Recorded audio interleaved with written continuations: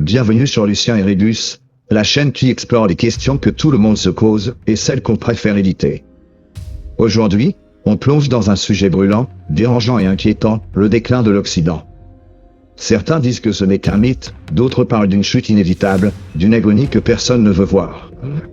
Entre effondrement économique, crise démographique, guerre culturelle et manipulation des masses, l'Occident est-il condamné à disparaître? L'idée que l'Occident s'effondre n'est pas nouvelle. Oswald Spengler, en 1918, prédisait déjà la fin de la civilisation occidentale dans son ouvrage Le déclin de l'Occident. Selon lui, toutes les grandes civilisations suivent un cycle inéluctable, naissance, apogée, déclin, puis effondrement total. L'Empire romain en est l'exemple parfait, et si nous étions en train de revivre le même scénario? Les signes ne manquent pas. Tout autour de nous, l'Occident vacille.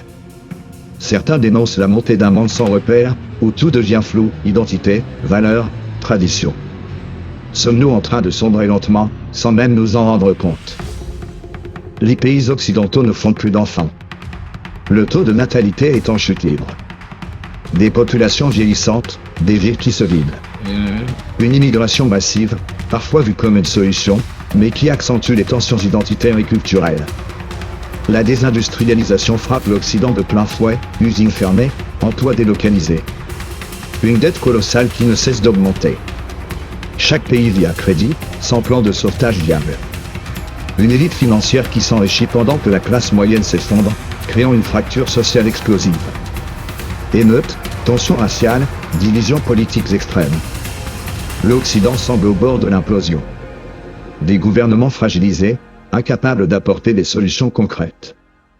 Une société où tout le monde s'espionne, où la liberté d'expression est de plus en plus restreinte. L'abandon des traditions au profit d'une culture de consommation éphémère.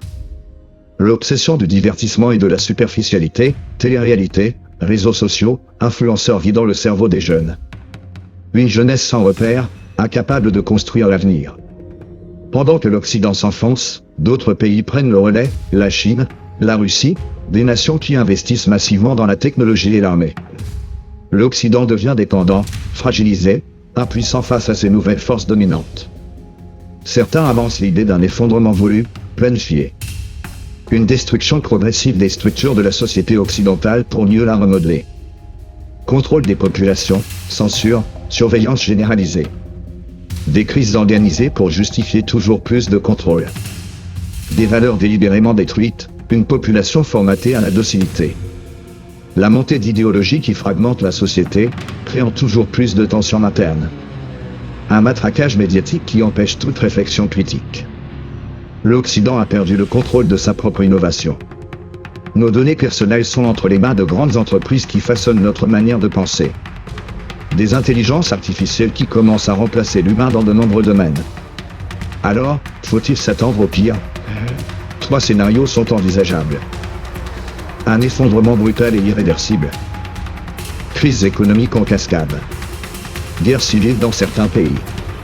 Un monde post-occidental où l'Europe et l'Amérique ne sont plus que des vestiges du passé. Un réveil tardif mais salvateur. Retour aux valeurs fondamentales et à la souveraineté nationale. Reprise économique en limitant la mondialisation excessive. Réindustrialisation et redéfinition des identités culturelles. Une transition vers un nouvel ordre mondial. Acceptation d'un nouveau modèle où l'Occident ne domine plus. Intégration progressive d'autres civilisations et d'un monde multipolaire. Une société où la notion même de culture occidentale disparaît peu à peu. Alors, sommes-nous en train de vivre la fin de l'Occident tel que nous l'avons connu? Est-ce un cycle naturel de l'histoire ou le résultat d'une destruction orchestrée? Une chose est sûre, les signes du déclin sont là, visibles, impossibles à ignorer. Mais l'histoire nous apprend aussi que tout effondrement est une opportunité pour une renaissance, à condition d'ouvrir les yeux avant qu'il ne soit trop tard. Si ce sujet vous interpelle, abonnez-vous à Lucien et Rébus, car ici, nous parlons des vérités que d'autres préfèrent taire. Restez curieux, restez éveillés, et à très bientôt.